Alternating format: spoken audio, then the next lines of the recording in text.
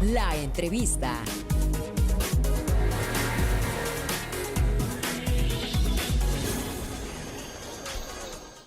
Agradezco muchísimo la comunicación al periodista Jesús Esquivel, corresponsal en Washington de Proceso y también autor del podcast Entre Washington y México, para hablar sobre este tema. Jesús, bienvenido a este espacio.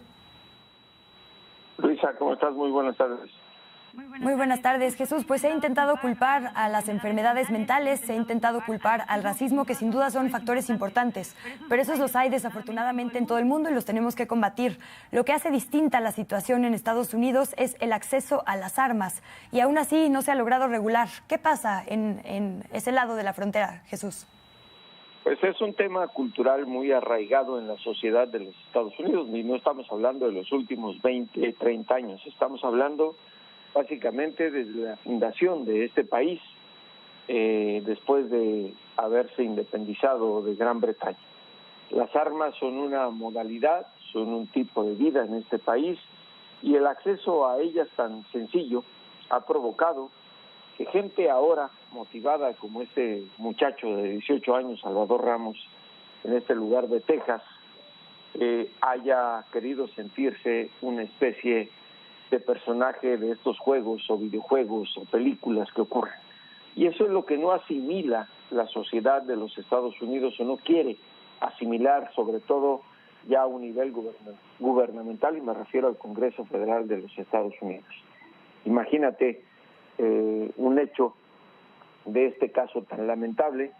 Este joven de 18 años, el día que los cumplió, hace 8 días, y valga la redundancia con el 8, el pasado 16 de mayo, lo primero que hizo fue comprar uno de los 2 rifles semiautomáticos con los cuales presumió en sus redes sociales y con el cual llevó a cabo esta masacre de los niños en esta escuela primaria en Uvalde, Texas. Y eso creo que demuestra un patrón muy claro en lo que ocurre en la sociedad de los Estados Unidos, un deterioro. Y un deterioro que no quiere abordar el Congreso Federal de los Estados Unidos.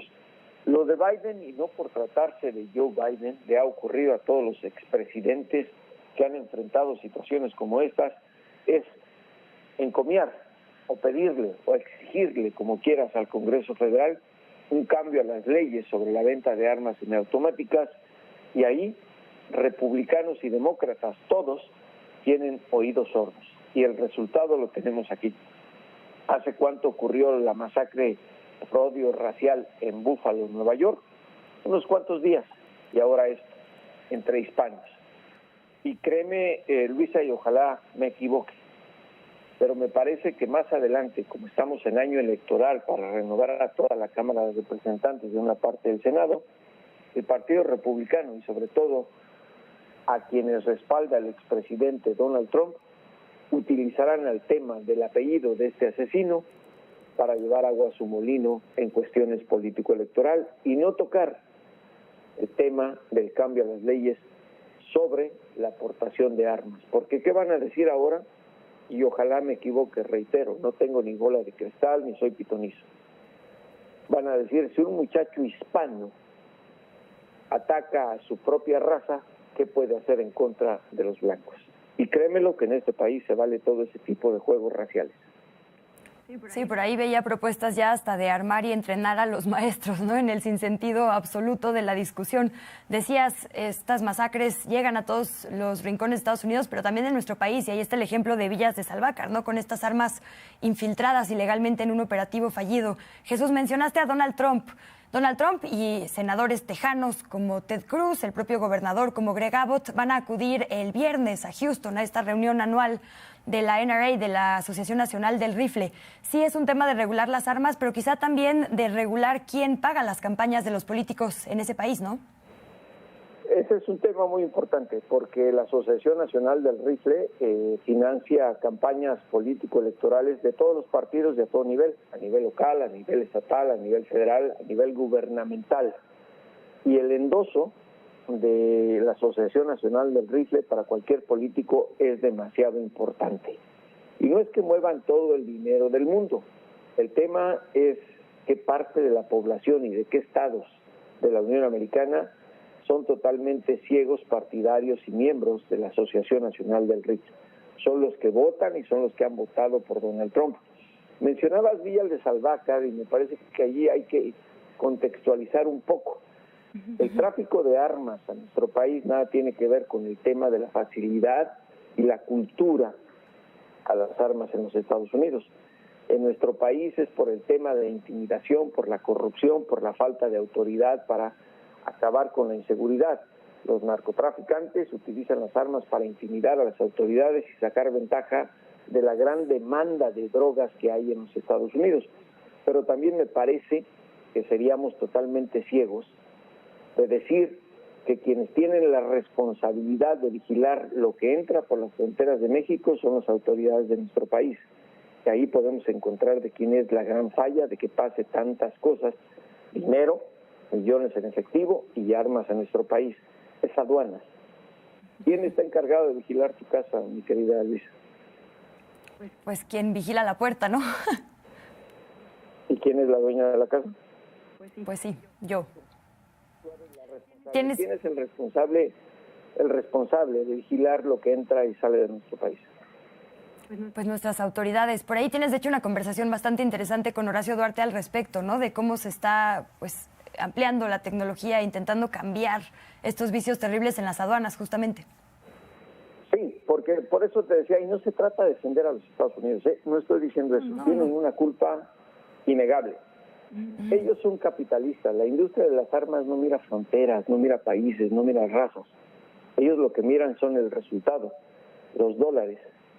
Quienes se aprovechan de todo esto son quienes las adquieren. Y en Estados Unidos es una cuestión cultural, por eso te decía, no descontextualicemos. En Estados Unidos, lo acabamos de ver con este joven Ramos, ciudadano estadounidense, el día que cumple 18 años en Texas, tiene todas las de la ley para comprar todo tipo de armas que a él se le antojen. ¿Y qué hizo? Compró un rifle semiautomático con el que asesinó a menores de edad. En otros estados son 21 años la edad requerida para poder adquirir armamento. Eso es una cuestión cultural. En nuestro país no hay eso. Los narcos, a través de terceros, gringos o de otros países, porque también hay demasiados rusos en el tráfico de armas, adquieren lo que quieran. Pero regresando al tema de lo que ocurrió en el estado de Texas, son demasiado frecuentes las masacres masivas, los asesinatos masivos, pero no va a pasar nada. Tuvimos lo de ocurrido en Connecticut con niños de kinder. Se indignó Barack Obama, se indignó el Congreso, hubo amagos de proyectos de ley y ahí quedó.